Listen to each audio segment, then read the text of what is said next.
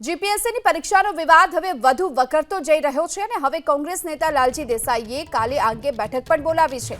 OBC SC એસટીના કર્મશીલોની બેઠક બોલાવવામાં આવી છે।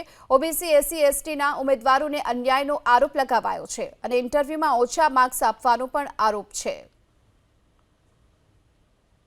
કે ગુજરાત સરકાર દ્વારા જીપીએસસીની એક્ઝામ લેવાય, આ એક્ઝામમાં જે માર્કમાં ગડબડ એટલે મૌખિકના માર્ક વધારી દેવાના, લેખિતના માર્ક ઘટાડી દેવાના, એટલે મેરિટમાં આવતા એસસી એસટી ઓબીસી સમાજના યુવાન યુવતીઓ જે છે એ જનરલ કેટેગરીમાં ન આવી જાય એ પ્રકારનું આખું એક ષડયંત્રકારી કારસ્તાન ચાલી રહ્યું છે એવા ચોક્કસ એવિડન્સ અલગ અલગ લોકો આપી રહ્યા છે।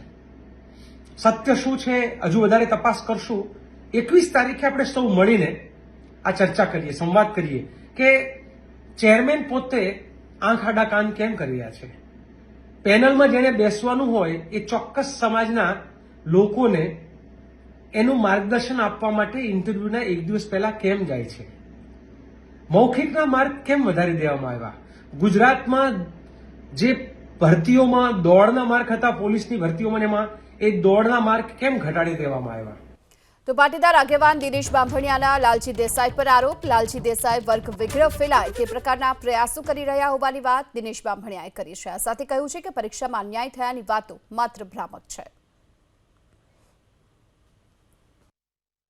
કોંગ્રેસના એક નેતા લાલજીભાઈ દેસાઈ દ્વારા આવતીકાલે એનએક્સી સર્કિટ હાઉસ ખાતે એસટી એસસી ઓબીસીને જીપીએસસીની પરીક્ષાની અંદર મોટો અન્યાય થાય છે તેવી ખોટી ભ્રામક વાતો ફેલાવીને સમાજના અને અન્ય વર્ગના લોકોને વચ્ચે વર્ગ વિગ્રહ થાય એવી સ્થિતિ ઊભી કરી છે।